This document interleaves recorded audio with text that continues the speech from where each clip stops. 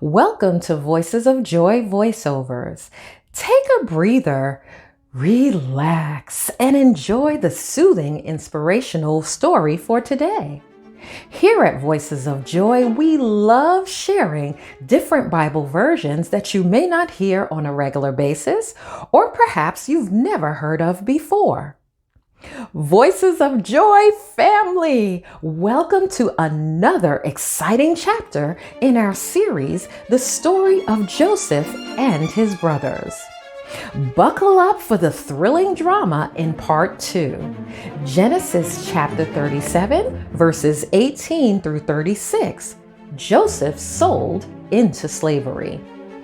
Get comfy and let's plunge into this riveting adventure of jealousy and sibling rivalry together. When Joseph's brothers saw him coming, they recognized him in the distance. As he approached, they made plans to kill him. "Here comes the dreamer," they said. "Come on, let's kill him and throw him into one of these cisterns." A cistern is a container or reservoir used to catch water. "We can tell our father a wild animal has eaten him. Then we'll get to see what becomes of his dreams." But when Reuben heard of their scheme, he came to Joseph's rescue. "Let's not kill him," he said. "Why should we shed any blood? Let's just throw him into this empty cistern here in the wilderness. Then he'll die without our laying a hand on him." Reuben was secretly planning to rescue Joseph and return him to his father. So when Joseph arrived, his brothers ripped off the beautiful robe he was wearing. Then they grabbed him and threw him into the cistern. Now the cistern was empty. There was no water in it. Then, just as they were sitting down to eat, they looked up and saw a caravan of camels in the distance coming toward them. It was a group of Ishmaelite traders taking a load of gum, balm, and aromatic resin from Gilead down to Egypt. Judah said to his brothers, "What will we gain by killing our brother? We'd have to cover up the crime. Instead of hurting him, let's sell him to those Ishmaelite traders. After all, he is our brother, our own flesh and blood." And his brothers agreed. So when the Ishmaelites, who were Midianite traders, came by, Joseph's brothers pulled him out of the cistern and sold him to them for 20 pieces of silver. And the traders took him to Egypt. Sometime later, Reuben returned to get Joseph out of the cistern. When he discovered that Joseph was missing, he tore his clothes in grief. Then he went back to his brothers and lamented. "The boy is gone. What will I do now?"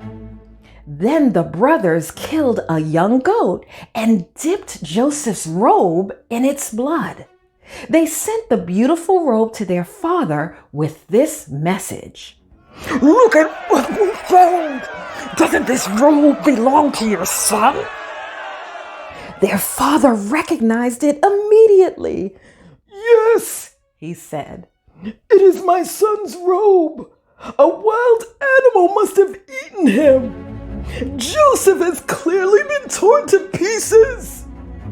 Then Jacob tore his clothes and dressed himself in burlap. He mourned deeply for his son for a long time. His family all tried to comfort him, but he refused to be comforted.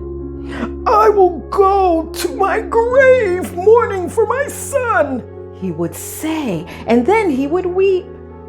Meanwhile, the Midianite traders arrived in Egypt, where they sold Joseph to Potiphar, an officer of Pharaoh, the king of Egypt. Potiphar was captain of the palace guard. Wow, wow, wow, family. Now, isn't this some drama going on? Wow. This is so awesome how jealousy of his brothers led to Joseph being sold. Wow. Well, now we know you know someone who would love to hear this wonderful series about Joseph and his brothers. Think of the drama, the intrigue, the excitement that we're building up together.